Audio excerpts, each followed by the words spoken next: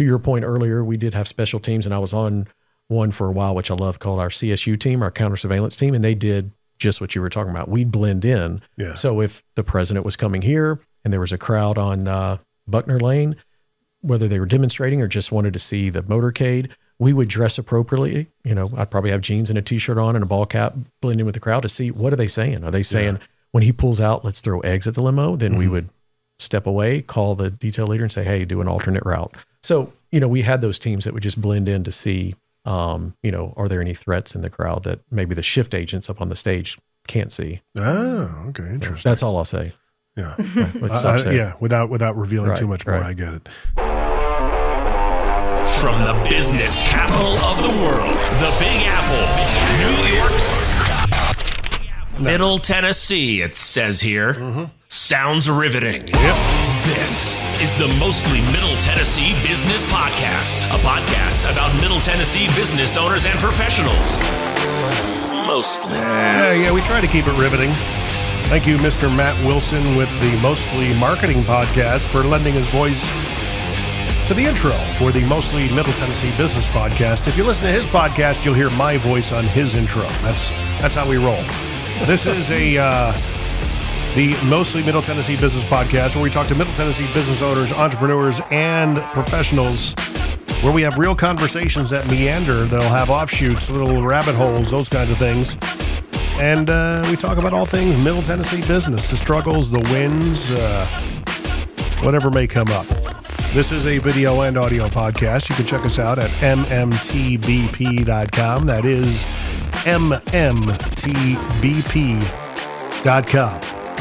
To make it make sense, it's easier than mostly Middle Tennessee Business Podcast.com. So I'm saving you the anguish of typing that in every single time with just MMTBP.com. This coming to you from the J2HQ in Thompson Station, where we house it'syourshow.co. Incredible Doors, as well as J2 Lighting. How many other plugs can I get in the last 30 seconds? And today, I have a couple that's on, husband and wife team, who came up with an interesting technology that allows people to be, dare I say, tracked, but in a good way. So you know where your college kids may be. Maybe if you're a real estate agent, you know where you can let other people know where you're going to be and when you leave and show up, because there's a little bit of an element of danger. Mr. Charles Roselle and his wife, Holly Roselle, welcome to the show. Well, thanks for having us. Yeah. Sorry about the long intro. That's all right. It's okay. It's getting us ready. I get very long-winded. Charles, once a member of the Secret Service. I met you through Mr. Brink Fiddler. Yes. With Defense Systems, and he was on a couple of weeks ago on my show talking about all the things that he does. He does amazing work. And the show, not really, I guess it was of a somber theme, because we talked about the Covenant situation, and he literally trained the school a year to the day prior to the shooting. And it was an interesting thing because he, when that happened, I found out by happenstance, he and I hadn't talked in a while, but I found out that he did the training when I found out about the shooting. And, what do you say to somebody in that situation? And I said, look, all I can tell you is that without it, man, it would have been so much worse, Don't you agree? Absolutely. Yeah. And talking to him and learning more about the timeline and the events that have evolved that day, the training did save lives. And I'm sure he went into detail when he was here speaking with you on the good that came out of that. Right. And I equate it to the training that he provided them earlier that year. Yeah. Now, are you tired of people asking you about being in the Secret Service? I mean, because it's such an intriguing thing. I wouldn't say I'm tired about it. It's just since July, a lot of the questions have changed in regard to the Secret Service and my background. But I can say I'm just as proud now as I was a couple months ago of being a Secret Service alum and blessed to serve 16 years with the Secret Service. Oh, because of what happened, the shooting with Correct. Trump. Correct. Gotcha. I've had a lot of people who I haven't talked to in a long time, come out of the woodwork to ask my opinion and ask if it was a conspiracy and, those kind of things. What was it? In my opinion, I do not believe it was. There were mistakes and failures, but I do not believe it was a conspiracy. Sometimes it is what it is, right? Absolutely. Yeah, I mean, exactly. And there were some really good things that happened that day, too. I mean, obviously there were mistakes, but the first thing when somebody asked me about it, I say two things. One, the reaction of the protective detail, the shift agents around the stage around him, was swift and what I would call textbook. You know, they showed that duty outweighs every sense up to and including their lives. And the second thing is I would call it the 1 in a million shot by the counter sniper that eliminated the threat. I mean, people don't realize it was one shot and it happened very quickly and eliminated the threat. So those two things were, things to learn from as well, that they did a great job. It's crazy to think that he turned his head at the right time. Yeah. Without it would have, we'd be having a different conversation. Very different conversation. Yeah. We could be in civil unrest or even civil war right now if that hadn't have happened. Yeah. So still could happen.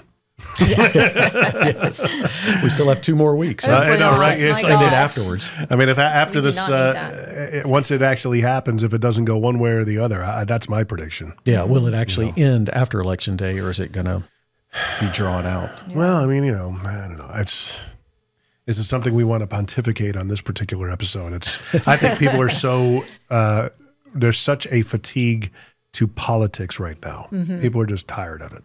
I think we've been tired of it the past 6, 7, 8 years, Yeah. So, but, being in the Secret Service, were you guys married at that point? Were you guys together? So I got into the Secret Service December of 99. We met in the early 2000s, but we were married in 2009. So I guess a short answer to your question is she knew what she was getting into. Right.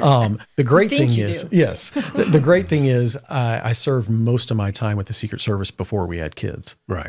So I wasn't on the presidential detail with kids, which would have been very difficult. It was still difficult on Holly, but. Oh, I imagine. I mean, it's like, Yeah, there's no. He's literally putting his life anything. on the line, right? So, what was your thing? Yeah, sure, I'll marry you. I mean, what were you thinking? Come on, Jim. Don't give her an out. Oh, geez.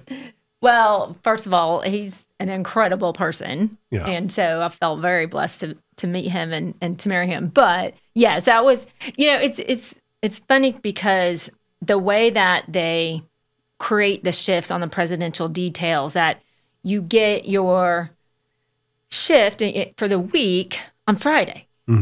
So there's no weekends. So you get it on Friday, and then so you have no idea if he's going to be available that weekend, and then you don't know the next weekend. So, and when you work, your weekends are when you do everything. Yeah. And so it was kind of like, well, hopefully Charles will be here. I'm gonna say I'm gonna come, but it's gonna be 1, maybe 2. I don't know. That's kind of how you live. You just kind of, and then he gets pulled for anything. There's a natural disaster or anything like that. You're going that second. So. Well, it must be fun with the friends that like, where is he now? Oh, that's classified. Right. Yeah. Exactly. There was well, I don't know if I could tell you that. Yeah. But anyway, it was, it was kind of hard. But what was great is that I was friends with a lot of the wives.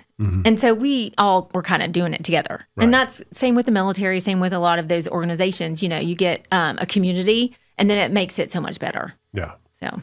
Now, were you anticipating finding out any of deep, dark secrets while being a part of the Secret Service?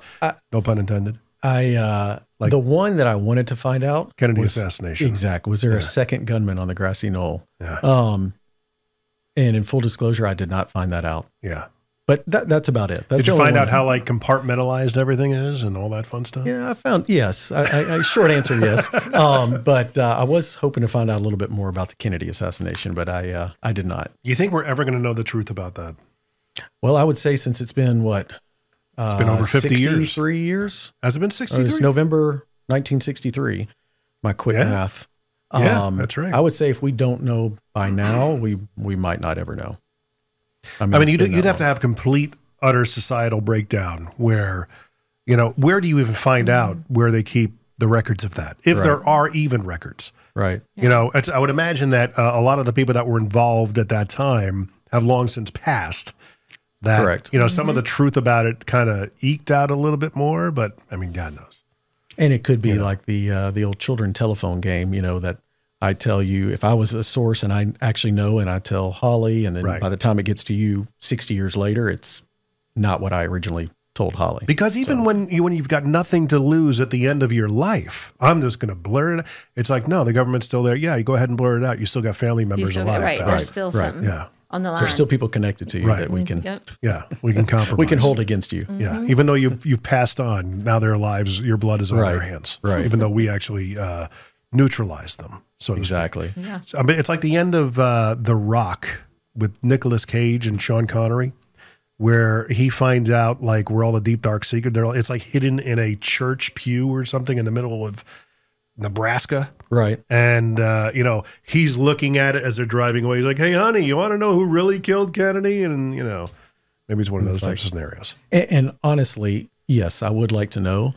But a couple things I learned, one being that sometimes closely guarded, sensitive, compartmentalized information, once you find out, like for me at least, I was like, well, that's not that big of a deal. For instance, we cover, or the Secret Service covers heads of state from the time they touch U.S. soil to the time they leave. Right. And one time I was in the Washington field office and got pulled to cover, let's just say the president of a country that I had to look up to see where it was located. Okay. And I got a call from our headquarters that I had to come over to headquarters that afternoon because they had some sensitive information they couldn't share over the phone, via email, about this person's health. Mm-hmm. So I was like, wow, this is a big deal. And I went over there and, we went into one of those SCI rooms and leave your cell phone outside. And when they showed me what they needed to show me, I walked, I was like, really? Yeah. I mean, that's, he's got gout. It was something similar. So I get that's my point. Sometimes the buildup of this, we can't pass this on. This is highly classified, and finding out, he has gout. It's like, okay, he's got 20/10 just want to let you know during the visit,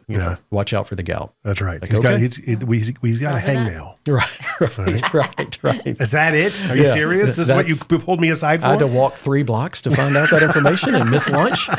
Anyway, that's just one of the many stories. So you got into it in 99. So you're on the tail end of protecting Clinton, big old Bill. So when I got in, I was hired in December of 99. So when we got out of training, we jumped right onto the campaign trail of 2000. Oh, gosh. For a few months, I was on Gore's jump team, and we, traveled the country. And then presidential detail, when I got on that, I served both President Bush and President Obama. Yeah. So basically, you were there for all the hanging Chad drama. Exactly. I absolutely remember that. So you're in your early 20s at that point, or? Yes. So I got hired when I was, 24. Okay. Yeah. I think it was 24. Does that sound about? Yeah. 24. I mean, you get hired on. I'm part of the Secret freaking Service, man. Is that incredible?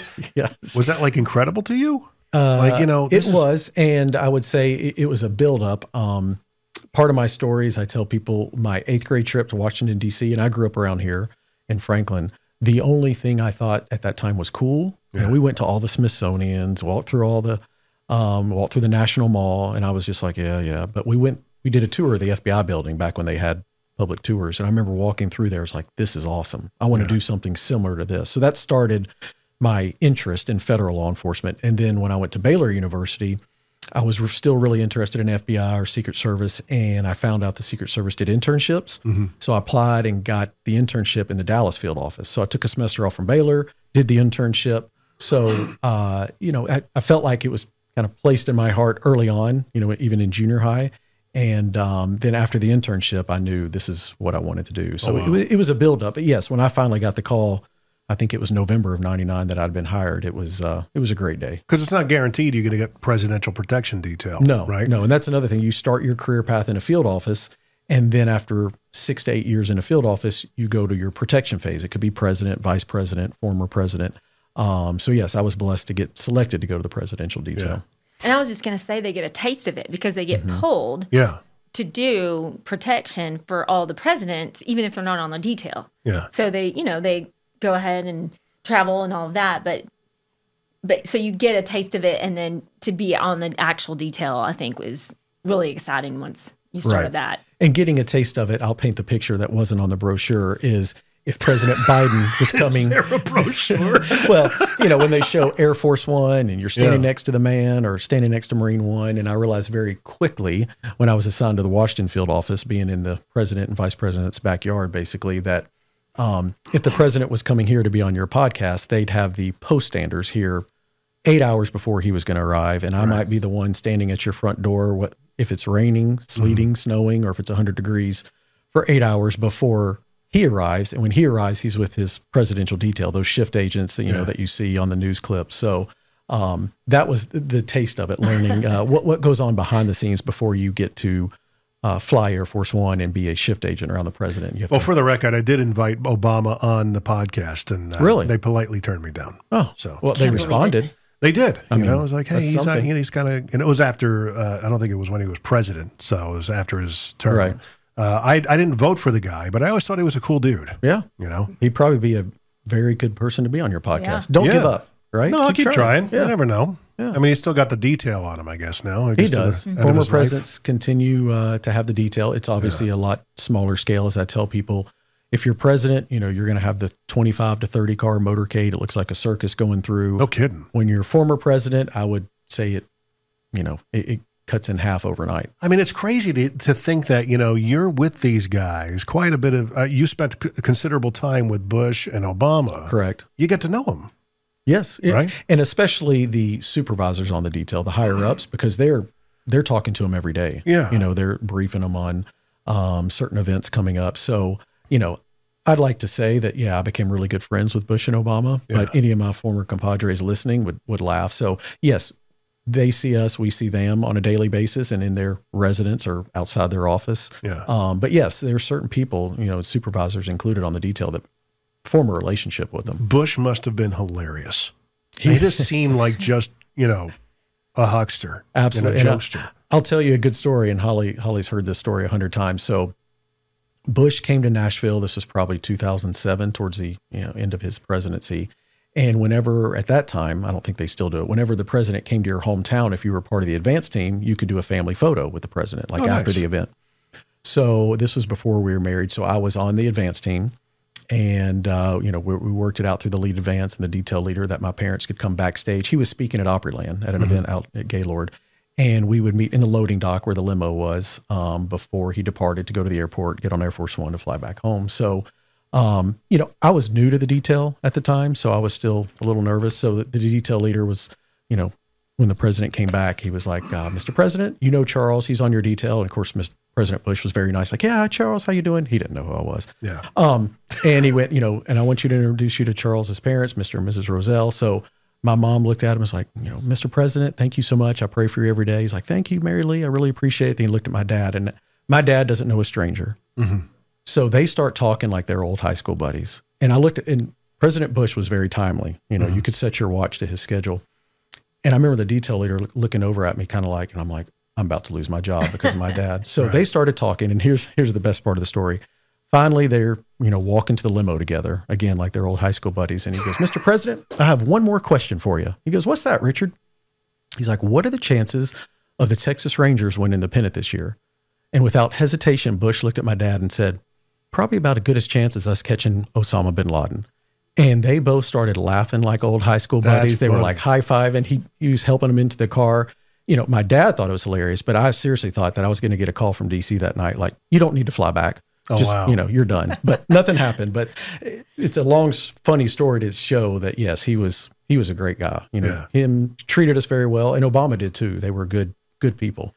I worked for stations in Las Vegas from 01 to 05. One of them was a news talk station.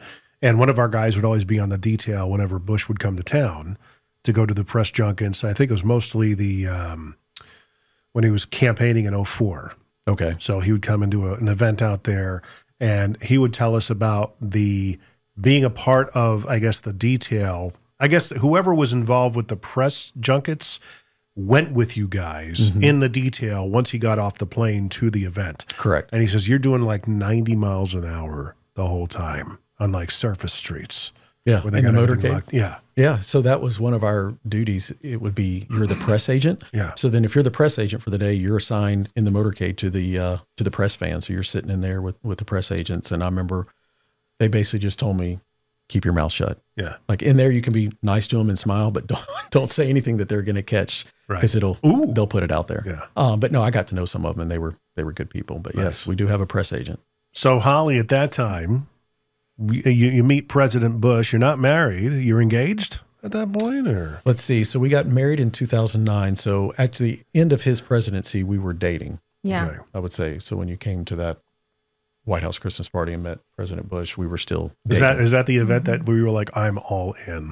Totally. Well, I'm going to propose to you nice if you perk. don't. I think she would tell you out of, those long years that was the only perk. Yeah. So, right? Good thing they keep doing that because it keeps you going. Yeah. I get to go to a White House Christmas party and get a picture with the president and my husband. I'll hang in there. Yeah. I'm good for another 12 months. Yeah. Do you get anybody on the team that like is maybe an impressionist and learns how to do impressions of these guys? And you know what? what kind of personality? You have a very gregarious, outgoing personality, Right. but I would imagine for that kind of a job, you need to be like just focused. Yeah, the steely-eyed look. Yeah. I think I would say a lot of my my buddies on the detail back in the day, we had very good camaraderie. Yeah. And it was very much a work hard, play hard. So when we're working, you're steely-eyed. Just again, back to the brochure. With the brochure, you're steely-eyed. You're serious. Ray-Bans. Correct. But off the job, we had a lot of fun. Nice. And I think Holly would agree. A lot of my DC buddies, we definitely had a good time, and a lot of jokesters. I don't remember any of them making impressions of our protectees. Yeah.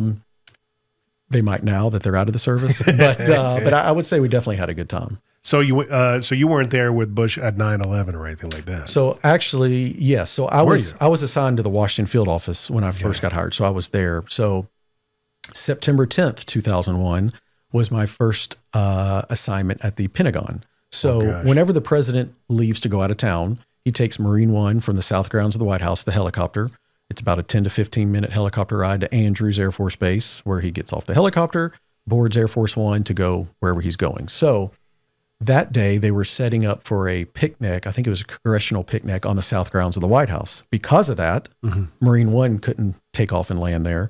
So they motorcaded from the White House to the Pentagon, right over the river there in Northern Virginia. The Pentagon has its own LZ, landing zone. So Marine One was there. So September 10th, we secured the landing zone. The president motorcaded there, got on Marine One, took off to go to Andrews and then on to Florida. And I'll never forget the site agent that day saying, hey, he'll be back tomorrow afternoon. So report back September 11th, 2001 to this LZ. And I kept my reporting instructions thinking, it's just going to be another nice Tuesday at the Pentagon. Beautiful day. And like I said, I think it was supposed to be, let's say 2:00 in the afternoon. Like, okay. That night I went home and I got paged, because that's how we communicated back then, to call our duty desk for an assignment. And I received another assignment that morning, September 11th, to be with First Lady Laura Bush at the Capitol. She was going up there to talk to some senators about education. So we got up there early, probably, a couple hours before she was supposed to get there. And before she arrived, I was standing next to a Capitol police officer, and he looked at me and said, hey, I just heard from our command post that there was an incident in New York, like a plane hit the World Trade Center. Do you mind if I check it out before she comes? Like, go to my command center. It's like, absolutely. And when he came back, he's like, it doesn't look good. And right when she was about to arrive, the second plane hit. So we knew then it wasn't an accident. Right. So when she got there, the detail leader, the head of her detail, told all of us, saying, she's only going to be here 10 or 15 minutes, not the scheduled 2 hours. We want y'all to go outside to help expedite her motorcade route out of the Capitol area. So I remember standing at First and Constitution, for any of those who've been in D.C., and getting a page that's saying, be advised, there's been an explosion at the Pentagon. Wow. And I remember looking over my shoulder, you could see the black smoke off in the distance there in Northern Virginia. And that's when it was like, okay, this is coming to us. So we got her out of there. We had to report back to our field office. It was in that drive from the Capitol to our field office, where I had to pass the White House, that we had radio traffic saying there's another plane 25 minutes out. And about 5 minutes later, they said that plane is no longer a threat. Turned out to be the plane, that crashed Flight in Pennsylvania. 93. Correct. Yeah. So it was quite a day. Oh my gosh. The Lord was definitely looking out for us that day. And I didn't know Holly at the time, but she was in DC at the time too. So, it was quite a day. Does your garage door sound like this?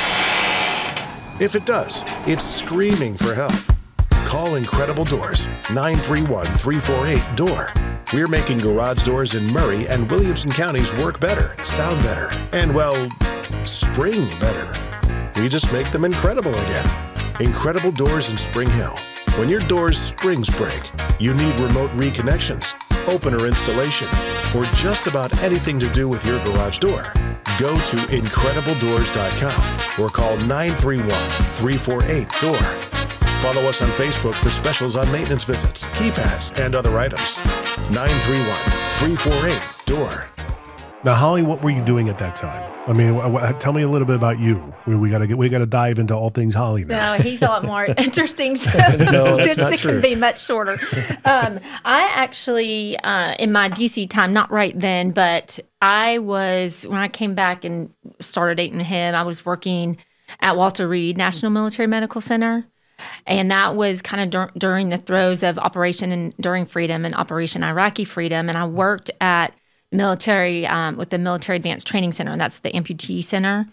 And so we were, really seeing a lot of those types of injuries in this type of war because of the IEDs. Right. And which was a new thing. Yeah, and it really spawned a whole generation of like adapted sports. And you see now like Paralympic games and things like that. And I think that really helped propel it because there's a lot of young guys there that were still wanting to be really active. Yeah. And so I helped with their adapted sports. I also did, mostly it was working with, it was kind of an interesting program that the military started. It was, they took this field of sports psychology, which is what I was in, and they said, hey, we've got this field that talks about, the mind in relation to physical performance, and it's an established field, and it's got research, and it's got people doing it. And so they literally pulled professionals from the field of sports psychology to the military during the war to help with not only combat, the mental side, the psychological skills training piece of combat, but also in the rehabilitation environment. Wow. And so that's, so I helped launch that program there. It's called the Army Center for Enhanced Performance at Walter Reed, and worked a lot with those guys, and then helped with kind of get it going, what we called the Warrior Games, which was literally they brought the different services of the military, these adapted sports, and they had like a competition, and they would train and they would pick teams, and then we all met at in Colorado Springs at the Olympic Training Center, and they all competed. And I mean, it was intense, and you've got these guys that are doing amazing things in sports. And so that was just such an honor to be part of that in that process. And then after that, I, being in D.C., there's, different groups there that people don't really know are there in terms of, some special missions units and things like that. So I attached to a special missions unit, kind of a special operations group there at that time, and started doing psychological skills training, mental training with them. And that was for just specifically for combat operations. Right. And but you're originally from Franklin as well. No, actually, I'm originally from Kansas. Kansas. Yeah. She's a northerner. That's barely northerner, buddy. Let's say Midwest could be like. Yeah. I'm from Connecticut. That's northern. That's north of Kansas. Yeah. So anyway, so then from there, I worked really with that special operations group, and around that time, the Navy SEALs realized that this was a program that was going on and wanted that expertise for their guys, and so I interviewed for that job and was blessed to get that job. And so then I became the mental performance specialist for the SEALs out in Coronado, California. So I was attached to the West Coast SEAL teams, and just, I mean, we're Christians, so we attribute everything, that happens in our life to God, but it just, God aligned everything, because he ended up getting the San Diego field office right at that same time, which is very difficult to get. As you can imagine, a lot of people, when they get off the detail, they kind of want to roll out somewhere like that. So he got that right when I got that job. And so then I started doing the training with the SEALs out there in Coronado. That must have been fun. Yeah, it's an amazing group. That brotherhood that they have there is, I wasn't in it. I don't pretend to be a SEAL, but just to even experience it on even a, cursory level was pretty awesome. And the training they do, and, it's life or death, even the training. Oh, yeah. So, you really got to be all in. I talked about that today with a friend of mine. We were talking about business sales trainers and how that's a thing now. That's a big thing. You see all these, bropreneur, frat style sales training tactics that these muscle bound idiots do. And they're basically, using these militaristic styles and philosophies for managers to train their team. And I'm like, that's the most unhealthy way to train a team, because in the military, yes, you have to be that way because it's life or death. In a sales organization, no, it's you're teaching managers how to shoot themselves in the foot, because these people they don't need to stick around. They can leave. you know? I mean, you definitely have to get some context intelligence before you transfer over to that, because even, you even have to transfer from sport to military, because, and we talk about that where, because I spent a lot of time in sports psychology and sport performance, just doing mental training skills. And even between sport and military, you've got to respect that difference there. Military, you're not playing by the same rules. There's no timeouts. There's no injuries. There's, when you mess up or something happens, it's death, or can be, So, I mean, you have to respect those differences and then transition even to sport. So if you're taking that into the business environment, you can do it successfully, but you most definitely have to get that contextual knowledge in there to understand what's going to work and what's not going to work. Right. But it is a big thing now. There's a lot of people in my field that have switched over to doing that business training. But I think a lot of them, the people that have like the background in the education, kind of more formal education, understand how to take that contextual knowledge and use it appropriately in the workplace. You're not trying to kill people in the workplace. And if you are, then you need another type of professional. Yeah. You need Brink. Yes, exactly. Yes, to come exactly. And there, unfortunately, that does happen. And that's where, Charles and Brink and other professionals come into play. So how did you guys get together? How did you meet and everything? So we actually met at a party. And it was a Secret Service. So going back to, we do have fun. It was a Secret Service party. And this ain't a normal kind of party. And it wasn't during our shift. We weren't working. Just so everybody knows. But as Holly mentioned earlier, she knew a lot of wives of the agents. So she was there. And honestly, Jim, I noticed her. And she was kind enough to talk to me. But how would Holly say this? I was a slow mover. I thought she was just being nice to come talk to me. And I was like, man, she's way out of my league, which she is. And I think you would agree.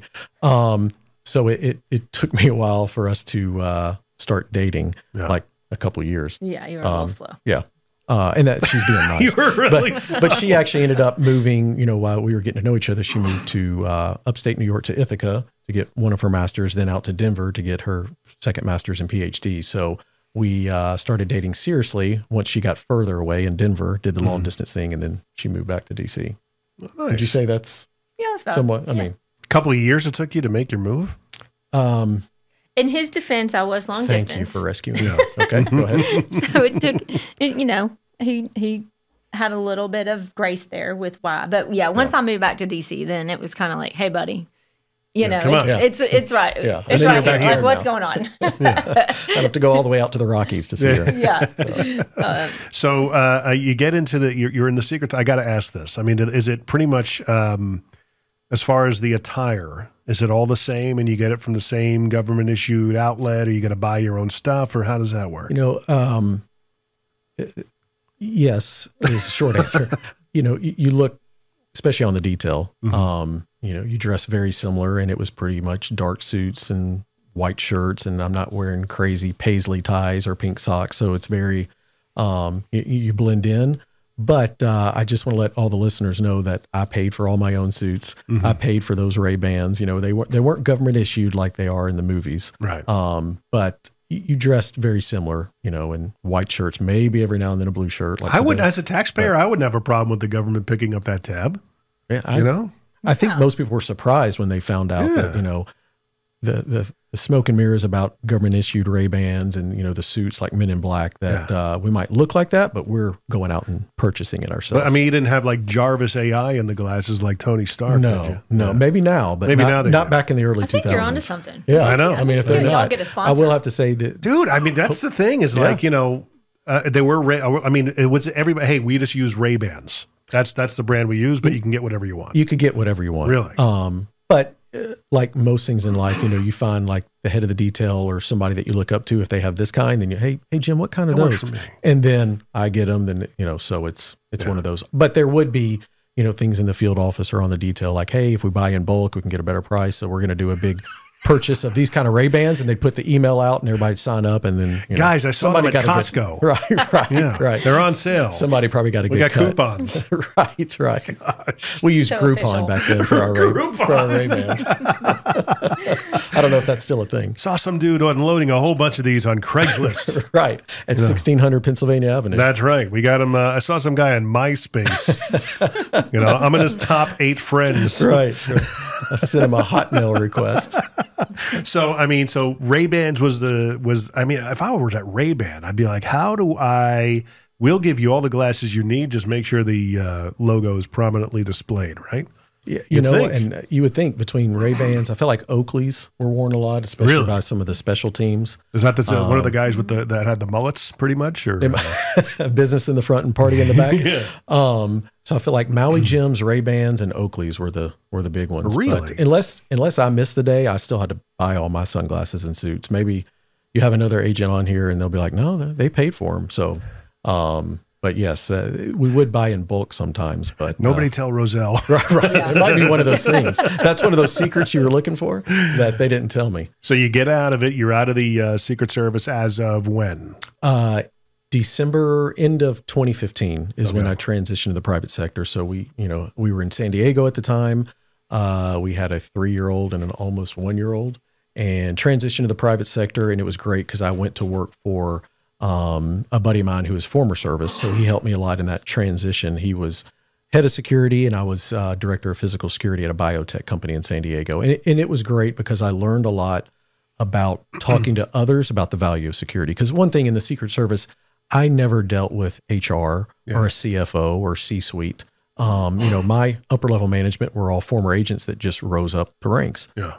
So learning to speak the value of security to a CFO, for instance, if you're the CFO and we need to install new biometric readers at our complex. Yeah. Are you saying things that are a little bit sensitive? Is that why the alarms just went off? The police sirens just went by. Or that might be the Ray-Bans coming. And I had to explain to you, okay, it's a $40,000 expense, because that's at the CFO level. You're thinking this is an expense. What is my ROI? Yeah. And explaining what the ROI is. Well, we put these in, and it's securing our assets, our number one asset, our people, X, Y, and Z. Our sequencing labs, that each of them cost $1 million, and there's 8 of them on the second floor. So I really learned how to talk about the value of security, which was great because I worked there for 3 years, and then we moved back here to Nashville. So when I started my own security consulting business, I still had a lot to learn, and I'm still learning. But those 3 years in the private sector really helped me, and Holly obviously helped me a huge bit. Because you're not talking to many people in the Secret Service. No, yeah, you're not learning sales techniques or no. And when we go do the advance, I tell people we're like a wedding planner on steroids. So you're working with a lot of different people, but I'm not trying to sell you on something. I'm just saying, okay, Jim, your staff side, what are you interested in here? I'm working with the security team. We're working with the host committee. So it's one of those, we bring everybody together because, we all want the same thing to happen, just a good event and everybody's safe. But you're looking for something different. The host committee is looking for something different. So we basically bringing the parties together to make sure everybody's satisfied. But I'm not looking to sell anything. Right, right. So that leads you up to the innovative idea of force field. Correct. Which happened not too long ago. So I'll tell the idea and then let Holly run with it because she's the CEO of the company. But I was meeting with a home healthcare client, potential home healthcare client, a couple of years ago. And I was talking about doing a security assessment for their company, for their headquarters, following it up with some active shooter or situational awareness training for their employees. And he's like, Charles, that's great. But just to let you know, about 80% of our workforce, they're lone workers. They're out in the field by themselves. How do we protect them? So that's where Holly and I talked about it and realized, first of all, it was a problem. And it wasn't just a problem for this company. It was a problem for any lone worker going into a home like a real estate agent or an unknown environment. And Holly and I have both been lone workers before. So we felt that pain and we knew that feeling. So once we realized this problem, that's where Holly had the idea of like, let's create an app to help protect and connect lone workers. So I'll let Holly take it from there. But that was where the idea started. Yeah. I mean, like you said, when I was getting my master's at Denver, I did social service checks. And it's scary when you go into a home and you don't know anybody that lives in that home. You don't know what you're getting into. It's just a bad, not necessarily a bad feeling, but it can be. It can be scary. Even for somebody who's trained in that, I would think. Yeah, even for somebody who's trained or, so I had that experience, and I remember as soon as he said that, I get it. I've been there. And so, but the thing is that the geolocation really isn't a protection device. It's good to have and it can help, but because they have, a lot of these companies, they may or may not have geolocation, but that was kind of his point. It's like, where do we get the protection piece of these, for these people? And so anyway, we came up with the app, and that's really where the patent lies around is that there's a touchless distress. So basically when you go into a home, a lot of times people already do this. They'll text their husband or they'll text, a coworker, like, I just got to this address. They're kind of doing that sometimes anyway, just because they want to feel peace of mind. Yeah. So really the app just automates that. When you go in, you really just push a check-in button on the app, and it sends a message to your contacts that you fill in that says, okay, she's located here at this time. And then there's also an SOS button. And then if you miss your checkout, and this is really where our patent for the app lies, is that if you miss the checkout, so if somebody takes your phone or you're in distress or you're locked up or whatever, you can't get to your phone, it automatically sends a message to your contacts that says, Holly is located at 123 Main Street and she has missed her checkout. Right. So it's just a peace of mind knowing that if I get into a compromising situation, the worst thing that goes through people's minds, and you can look at, reports from victims and things like that, because they're thinking, nobody knows. Yeah. Nobody knows to send me help. Right. And I don't have a way of telling them. And so when you take away that, there's just a big peace of mind that, okay, I know somebody's coming, at X amount of time. Is there something that actually hides the app on the phone? This way, anybody who's got ill intentions knows that Find My iPhone is something they need to probably switch off or put the phone somewhere else. If they're not aware of this technology being on their phone and a deadline passes as far as checking out, I'm sure it pings their location. This way you have the last known location of them. Right. But is there a way that, there's no way they can find the app, so it can't even do that? Well, you can get out of the app and it'll continue working. Yeah, they'd have to, I guess, dig around on your phone and kind of find your app and then check you out. If they're even aware of it. If they're even aware of the app, find the app. That's the thing. I don't know that, unless you're in that field that you would know. Yeah. And so it gives you...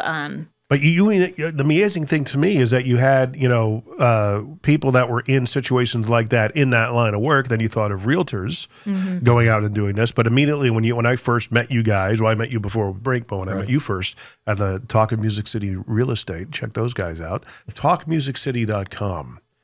Good podcast for realtors here in the Middle Tennessee region and beyond. I met you then, Holly, and one of the things I brought up was college students. Yeah. And you were like, oh, my God. Was that something that was on the radar at that point? I can't be the first one that thought of that. Well, we had a couple people had mentioned to us sororities and fraternities, probably more sororities. I mean, it tends to be a little bit more of a female population, but certainly, unfortunately, after Riley's strain, it can be anybody. So, so yes, that is one of the populations that we will definitely talk to. Yeah. And, we are just kind of going to our target audience first, and then audiences are kind of being suggested to us. Yeah. And then we're like, absolutely, we'll go talk to them. So that's another thing that we have on our list in terms of just introducing it to that crowd. Because like I said before, you can have, the Live 360 app, and it's a great app. I'm not saying anything other than that, but the protection piece isn't there. So you might know where somebody is, but for example, there was a home health care worker, and sorry to be morbid, but she was killed and she was geolocated, but nobody had any idea she was in any distress. Because there was no deadline text that went They out. knew she was at this address, but a lot of companies might not know there's an issue until she didn't check into work the next morning. Wow. Yeah. So I would imagine even for parents of school-age kids, kids go out to play, they ride their bikes, go to the playground, they're walking to school, with sex trafficking and all that stuff happening, child trafficking happening these days.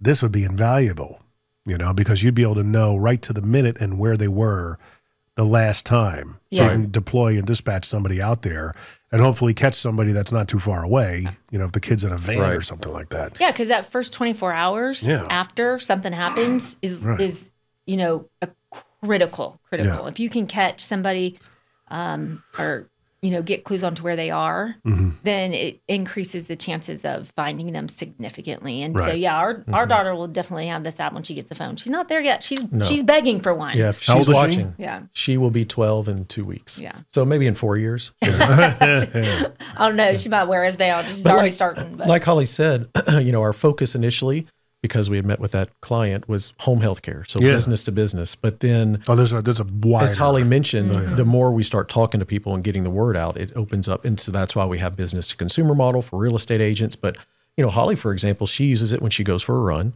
She uses it when she gets into an Uber if I'm not with her. So there's so many. It almost can morph into just a personal security app, not just business to business. So, but Holly, I would imagine you're packing when you're out there. Just her direct mechanics. Right? Yeah, just her. Yeah. No, I am not. You're not packing? No, not typically. Mace or anything like that? Or I have those types of things. Yeah. But I don't. No, I shouldn't even say typically. I don't. No. Yeah. I rely on him. I'm like, if we're going somewhere scary, I'm like, I just turn my hat backwards. So. Or you put the you put the sunglasses on and the suit and everything, and my paid for Ray-Bans. That's right. Yeah. And then you look the part. Yeah, exactly. Because that is an intimidating look. You look at those guys as but easy Halloween costume for you. Right. I think I have done that once. Have the earpiece dangling. It's not connected to a radio because I don't have a radio anymore, but. I could probably dress up and still look the part, just a little bit older. He's such a nice guy, but when he gets that face on. I mean, what's the face? Let's take a look at it. I mean, that's a lot of pressure. Oh, come on. Because he comes up, he's got a smile on his face, good disposition. Yeah, you just gotta, is that the like face? If you're, if she's the president and I'm stage left or stage right, you can't be. If the crowd's looking at you, you can't be there like smiling, like, oh, this guy. But you have to look like, not today. I'm not going to mess with that person. Dude, that was me all throughout COVID. Oh, yeah? Yeah. When I would walk into like a store, right. I'd have my glasses on. I'd have my beard. I had a bald head at the time. Right. Nobody messed with me because I'm not wearing a mask. I'm sorry. Yeah. I don't give a damn. Right. And I would walk into these places. And you turned out just fine. I was fine. And that's one of those things. I would walk into these places and I'll just have this Robert De Niro. Don't mess with me. Nobody was going to come up like, sir, do you mind putting your mask on? That and I'll just look at them like. They only asked once. Yeah. What'd you say? They got their answer. I should have given you a pair of my Ray-Bans.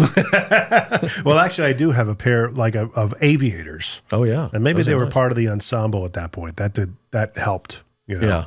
People did not mess with me. If they did, it would be a different story because I'm like, I haven't been in a fight once in my life.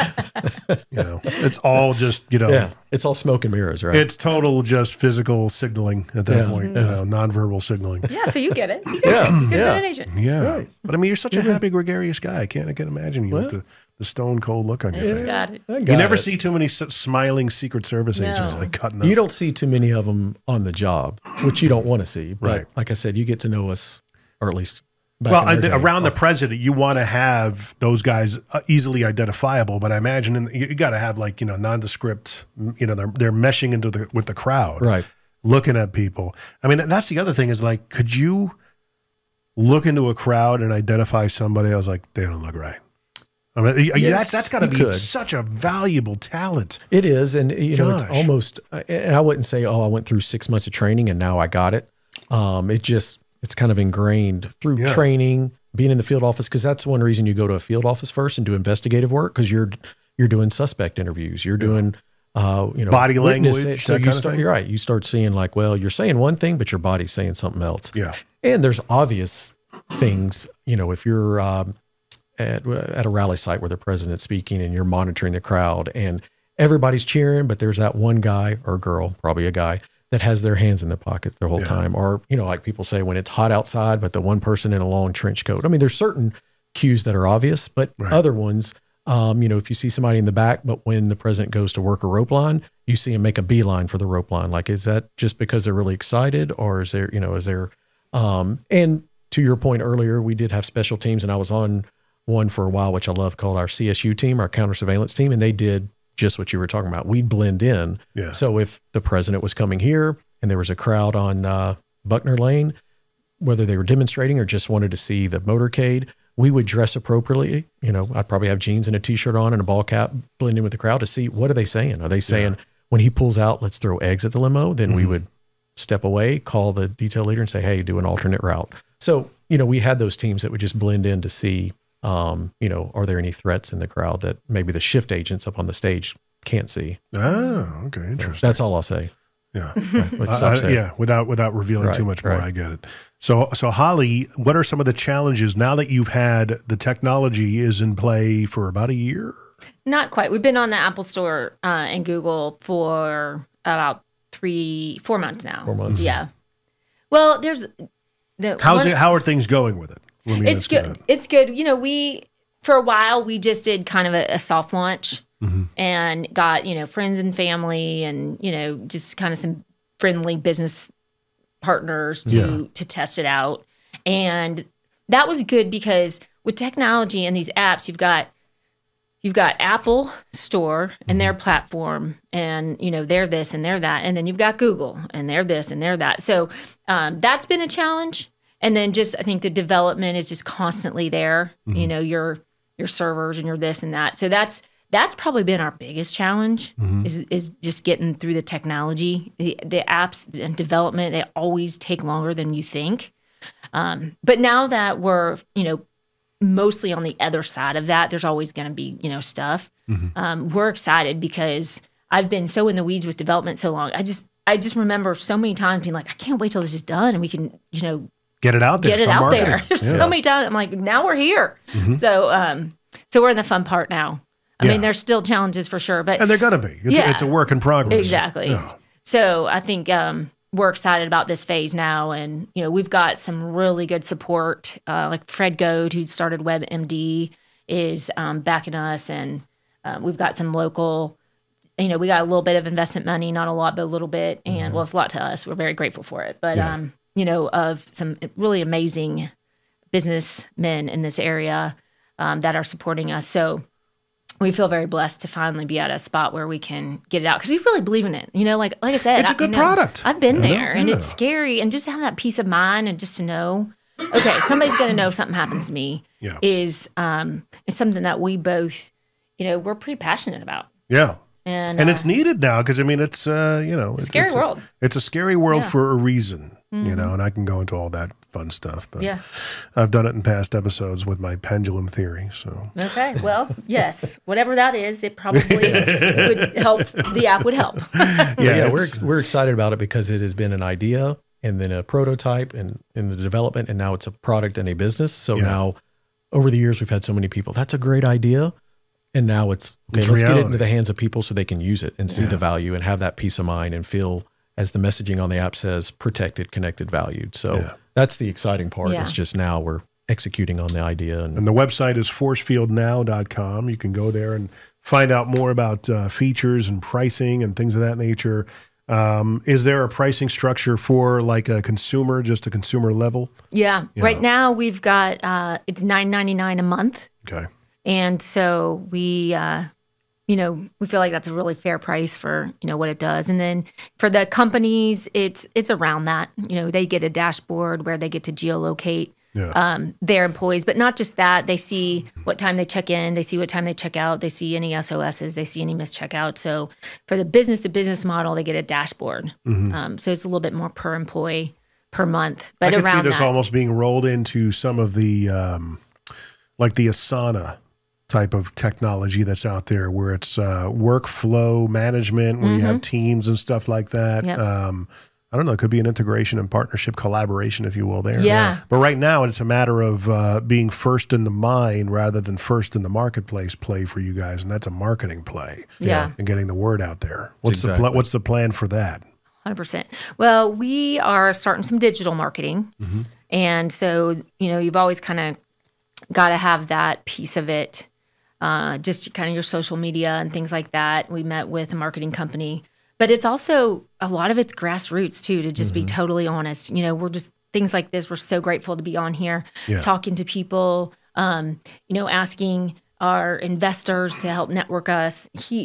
Charles is incredible at business development. He's done a great job of just meeting with people and talking to them about it. So right now there's money, to be spent on marketing, but not a lot. So we're just really hitting the ground, grassroots at this point. And then hopefully that marketing budget will get bigger as we start getting revenue. And we've made some good partnerships with people or companies that have a big reach that believe in our app and our missions align. For instance, and we talked about this, to drop it again on the Talk of Music City Real Estate podcast, about talkmusiccity.com. There you go. Mm-hmm. Check it out. About the Beverly Carter Foundation. Beverly Carter was a prominent real estate agent in Little Rock. She was kidnapped and murdered while showing a home to a couple in September of 2014. So that's why September is National Real Estate Safety Month. So we partner with the foundation, with her son, Carl, who runs the foundation, as well as, a couple other companies, again, that believe in our app and want to provide it to their clients. Yeah. So that's another, the partnership. And I think that when we meet with businesses, the idea is that you are showing your employees that they're valued. And when you do that, there's just so many helpful effects in the organization, in terms of retention, in terms of productivity, in terms of being able to focus on what they're doing. Yeah. And that's where my area of expertise is. I have 2 masters and a PhD in the field of performance psychology. So my time with special operations was constantly looking at performance challenges and then solutions so that, our operators can perform at their best, right? Yeah. So that's where I come from. It's like, okay, how do we get people in the workplace performing their best? And you look at this app and it's like, well, first of all, you make them feel valued, right? That you want them there. Second of all, you make them feel safe. Third of all, you give them the resources and the tools that they need to be productive. And so for somebody going into a home, that's been a little elusive until now. And you're covering those 3 really important areas for an employee to be able to do their best. And then the ROI, you can punch the numbers on the ROI when you have a workplace that has those things in place, and it's far beyond the price of the app. No, it's culture. Yeah, it's culture. We talk a lot about culture on this podcast. Yeah. I'm a huge fan of good, healthy culture creators out there. Yeah. But it's one of those things that even looking at the app, I saw when I was sitting there producing that episode and you were on with Monty and Carrie Ann on the Talk of Music City Real Estate, talkmusiccity.com. I was like, this is a great idea, I think I even asked you guys, I'm like, so you guys still taking investment money? Right. And it was one of those things that it's a good little recurring revenue model. Yeah. And even coming up, coming up with a model for the family unit, that kind of thing, family of 4 or 5, here much, $10 a month would be nothing for somebody to spend, or even $20 a month. How much is your, security worth, or at least, and that's like the only thing, what is the tagline again? So, safety in seconds. Safety in seconds. Interesting. And then the mission is to protect and connect. Yeah. Lone workers and individuals so that they're safer and more productive. Right. Because there's the business side and then there's the individual side. Because for the individual, it's that peace of mind. Gosh, what peace of mind is just worth. What did I come up with that day? I was just going to say, and another one that you're never really alone. With Force Field, you're never really alone. Yeah, that's right. Right? Yeah. And that is in our video. Yeah. Good. In our promo video. Did you change it? We did not. Since then? I think it was already in there. Was it? Yeah, so you're brilliant. Yeah. So I didn't come up with that. Sorry. Damn it. We'll give you credit. Well, hey, I didn't know it was in the video. I didn't pay attention that closely, I guess.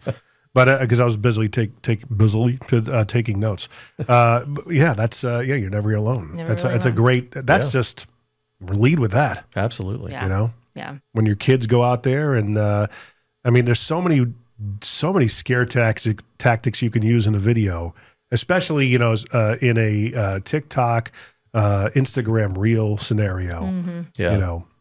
Showing the reality of what it looks like when a child is abducted. Yeah. Yeah. And like we said, when you can get on that faster, if you can get on that in 10 minutes right. versus 6 hours later. Or 24 hours. Yeah. 24 hours later. Think about the spring break.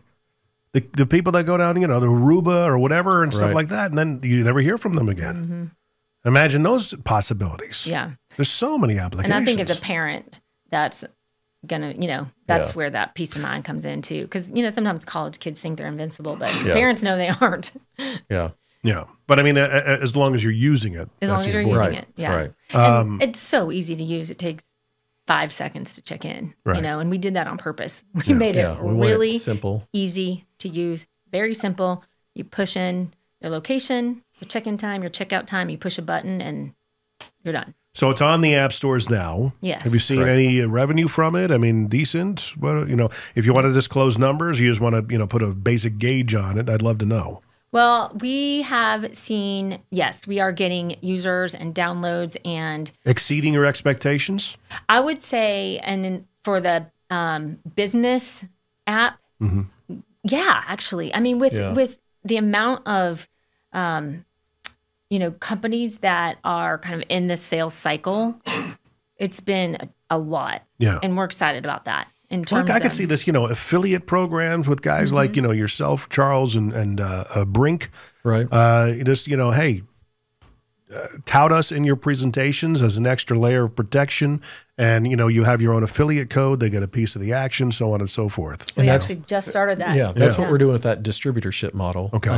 It's very similar where, hey, if you, like Carl Carter, when you're going out to speak on behalf of the foundation, and he has a slide in his slide deck about force field and has the QR code on there. And if any of his audience members or clients download it, there's a special code, and then there's that profit sharing. So it's, it's incentive. It's like a traditional distributor model, but with an app. Yeah. So there's, we've got, and that's one of the things I was kind of saying we're excited about. We've got some people that, teach self-defense, to hundreds of thousands of people that are now the Taekwondo places. Yeah.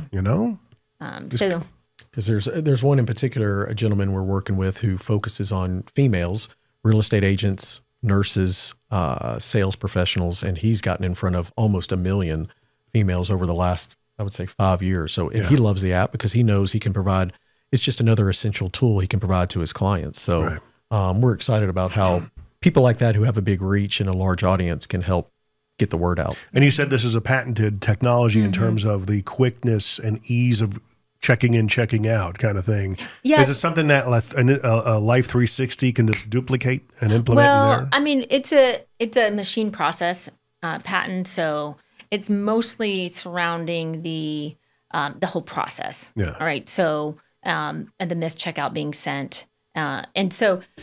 It's more of a defensive patent, to be honest, where nobody can tell us that we can't do what we're doing. Right. Certainly, it is a patent. So if somebody started doing exactly what we're doing, we could sue them, and shut them down or, create some type of partnership, which would be ideal. Yeah. But we right now, we see it a little bit more of a defensive patent. If we start seeing, the exact same model, I think we would we do have a patent lawyer, Right. Just kind of create a conversation. These are all things you thought through. Yeah. Right. Yeah. Because, I mean, it's like, okay, if I go ahead and do this, what's going to stop these bigger guys just to squash us like a bug? Right. So does, as Mr. Wonderful says on Shark Tank, what's stopping somebody else coming in and just doing what you do and fine, sue us. Right. We'll just outspend you. Right. What is the goal in the next 5 years with this? What's on the horizon for you? Well, as Holly mentioned, we're passionate about the value it can bring to the clients. So, most people, when they're asking, they're thinking, well, we want to, sell it for $20 million to a larger company. And we're not saying no to that, but we're just hoping it really grows in both the business to business and business to consumer space. Yeah. But in full disclosure, we're not looking to pass this business down to our kids, a family owned business for the next 25 years. So I think we could both see, but we could also see where it grows and maybe a larger company that has a larger footprint could take our model and acquire us, and then reach even more people 3-5 years down the road. Yeah. Well, you heard it here first. They heard it here first, right? Mm-hmm. Right. Well, there you go. If you're listening and you're a company that's interested in this kind of technology, hey, reach out. But not before I invest money. Right, right. Yeah. Give us a year or two. You need to stock options to get a little higher first. But that's terrific. I wanted to have you on because I see the potential in this. It's a good idea. Especially with so many, a widespread, just so many applications. Yeah. Well, we appreciate that. Yeah. course, we agree. Yeah. We're excited about We it. hope to just, protect people. That's really our passion. Obviously, being in Secret Service and me working as a civilian contractor, we're familiar with, the human performance side of it and the security side of it, and kind of put those backgrounds together. And we're really passionate about it. Yeah. And we're going to put everything, of course, as always, in the description, including the video that you have that describes everything, all the intricacies, the minutia that goes along with it. That will be right there. You'll be able to check that out. If you want to investigate further, it is at forcefieldnow.com. And of course, guys, share, rate, review, subscribe to the podcast. That would be greatly appreciated. If you know somebody, or if you yourself want to, be on the podcast, you can apply to be on. We have a link on the website, MMTBP.com. Go there, click that button, and all that fun stuff. You'll be able to find that all at MMTBP.com. Charles and Holly, thanks for being on. I appreciate it. Thank you, Jim. Having us. We enjoyed it.